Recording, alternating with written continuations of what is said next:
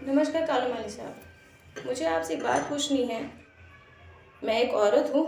मैं आज अपने बेटे को लेके अकेली ज़िंदगी जी रही हूँ, तो क्या ये गलत है? और आप किसकी बातों पे भरोसा कर रहे साहब? सुरेश की बातों पे? मैंने उसके खिलाफ पहले ही बाड़मेर के पुलिस कोतवाली थाने में, जब उसने मुझे मारा था तब गई थी। उन्होंने मुझे महिला पुलिस थाने भेजा। महिला पुलिस थाने में मैं 3 से 4 बार चक्कर काट चुकी हूँ।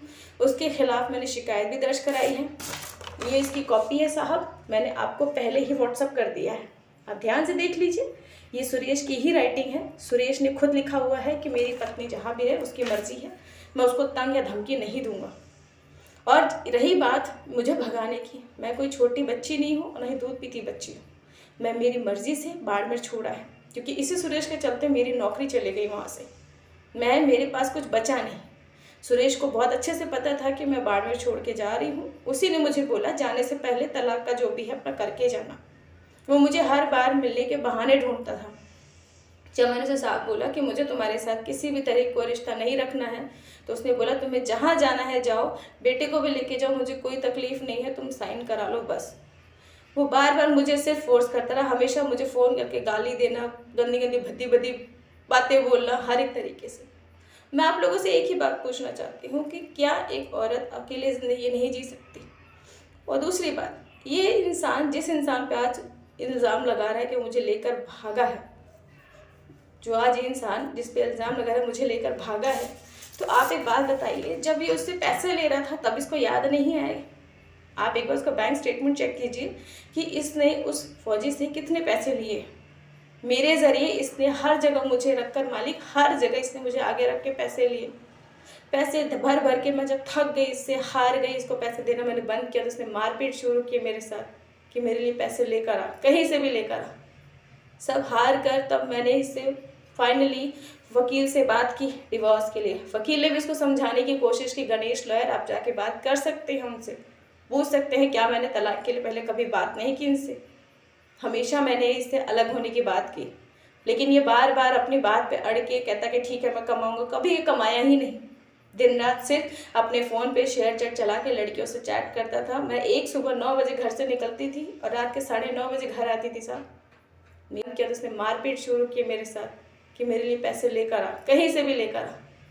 सब हार कर तब मैंने इससे फाइनली वकील से बात की डिवोर्स के लिए। वकील ने भी इसको समझाने की कोशिश की, गणेश लॉयर आप जाके बात कर सकते हैं उनसे, पूछ सकते हैं क्या मैंने तलाक के लिए पहले कभी बात नहीं की इनसे। हमेशा मैंने इससे अलग होने की बात की, लेकिन ये बार बार अपनी बात पे अड़ के कहता कि ठीक है मैं कमाऊंगा। कभी ये कमाया ही नहीं। दिन रात सिर्फ अपने फ़ोन पे शेयर चैट चला के लड़कियों से चैट करता था। मैं एक सुबह 9 बजे घर से निकलती थी और रात के 9:30 बजे घर आती थी साहब। मेरा बच्चा बीमार पड़ता था तो उसकी ध्यान रखने वाला भी कोई नहीं था, पड़ोसी रखते थे। जिस मकान में मैं रहती थी, भगवान दास पवार, उनकी बीवी चंद्रा देवी, उनके 2 बच्चे सुमित और प्रेरणा, वो मेरे बच्चे को रखते थे। उनसे जाकर पता कीजिए कि उनका जो किराया था, उनका जो ब्याज था, उनका कर्जा कौन भरता था? मैं भरती थी मालिक। वो कभी भी उन्होंने सुरेश से बोल बोल के थक जाते, सब लोगों ने सुरेश के जितने भी पैसे मांगे सब मुझे आकर नोचते थे, पैसे दो पैसे दो। मेरे बैंक के आगे आके खड़े हो जाते थे, मेरी बेइज्जती करते थे।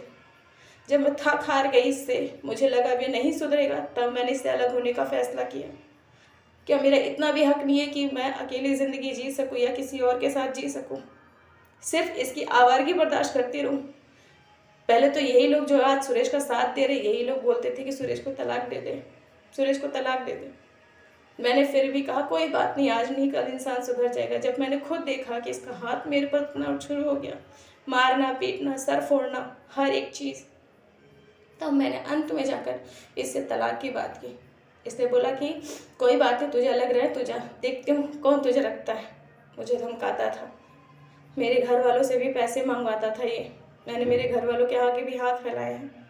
इस इंसान की सारी ज़रूरतें पूरी करने के लिए मैं लोगों के आगे हाथ फैलाती थी मालिक, भीख मांगती थी।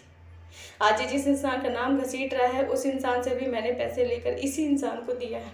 मेरा बेटा बीमार होता था हॉस्पिटल में, तो उसका घर का कोई सदस्य, सुरेश या कोई पड़ोसी नहीं आता था। मैं लोगों के आगे भीख मांग मांग कर दवाई कराती थी, वो सब करती थी, लेकिन मिला क्या मुझे? बाड़मेर से निकलने से पहले भी मैंने सुरेश को बताया था मैं बाड़मेर छोड़ रही हूँ। बाड़मेर से जब मैं निकली उसके बाद भी मैंने सुरेश को बताया कि मैं बाड़मेर छोड़ दिया है, मैं जहाँ हूँ सही हूँ, नौकरी कर रही हूँ। इसने खुद बोला कि कोई बात नहीं, बस जहाँ भी रहो सुखी से रहो, रह रह के थोड़ी बहुत कभी बेटे से बात करा देना। मैंने कहा ठीक है। लेकिन आज वो क्या कर रहा है, आज वो मेरी इज्जत उछाल रहा है लोगों के सामने। आप लोगों से निवेदन है, कृपया करके, अगर एसपी साहब आप भी देख रहे हैं